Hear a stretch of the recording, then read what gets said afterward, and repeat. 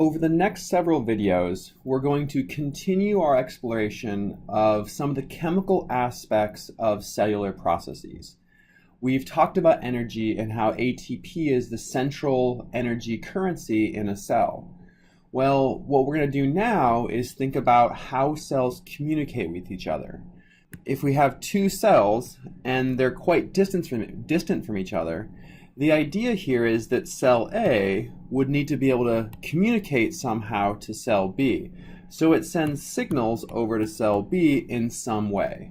And these signals, as it turned out, are chemicals. They can be big protein hormones, or they can be really small molecules, but still they're signaling molecules. So the general idea here is if I draw the surface of a cell, okay, so this would be the outside of the cell membrane.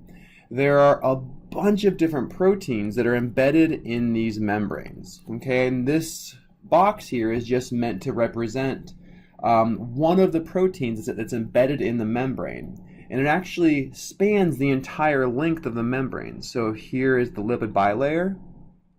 So this protein spans the entire length of the lipid bilayer. So it has pieces of the protein on the outside of the cell as well as on the inside of the cell. Okay, so there are lots of different types of proteins like this, but this one specifically is going to be a receptor. So receptors are proteins that are on the surface of a cell or on the surface of a cellular organelle that can receive some sort of a chemical signal. Okay, so the idea here is that there's some sort of a chemical signal that comes in, right, that's communicated from another cell or from a distant place in your body, and it binds to this receptor. And when it binds to the receptor, there's some sort of a change in this protein that propagates this signal to the inside of the cell. And then this small event on the outside of the cell will then amplify and become a lot of different chemical events. So this one event becomes, let's say, 2. Each of these 2 events become another 2. Each of these 4 events split as well, right? So you get the idea that this one signal really kind of can be magnified once it propagates inside of the cell. And this is really the basis for cellular signaling. There's a receptor protein that binds very specifically to a ligand molecule. So this is a signal molecule that makes very specific and very high affinity interactions with this receptor protein. Okay, so this interaction is high affinity. So we would say our KD, this is a dissociation constant. KD is small. Just like a Km or a Ki, a KD is a dissociation constant that describes, this will be our receptor. We'll say our receptor signal complex dissociating into the receptor plus the signal. So this is the equilibrium constant KD, the dissociation constant. Okay, so this is a very small dissociation constant, meaning we have a very high affinity interaction. It's also a very specific interaction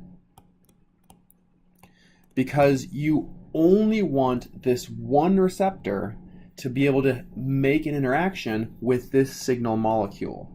So if it's not specific, the signal could trigger a different receptor, which would then amplify a signal inside the cell that you don't want being active. So it needs to be a very specific interaction, meaning we need to have a fine-tuned interaction, fine-tuned intermolecular forces between the receptor, a protein, and the signal, a small molecule or another protein. And this interaction has to be specific and also high affinity. Okay, so in the next couple of videos, we'll explore 2 types of receptors and a little bit about the signaling pathway inside the cell that kind of initiates a bigger cellular response. We will be exploring G protein coupled receptors, and then we'll also be exploring receptor tyrosine kinases. Okay, and just to kind of set the stage, receptor tyrosine kinases would be like the insulin receptor. And G protein coupled receptors, there are a lot of these, but the one that we're mostly gonna look at is the glucagon receptor. So these are two different hormones that travel through your blood that will interact with a cell and tell us the cell whether to take sugar from your blood or to start mobilizing sugar to put into your blood to send to your brain.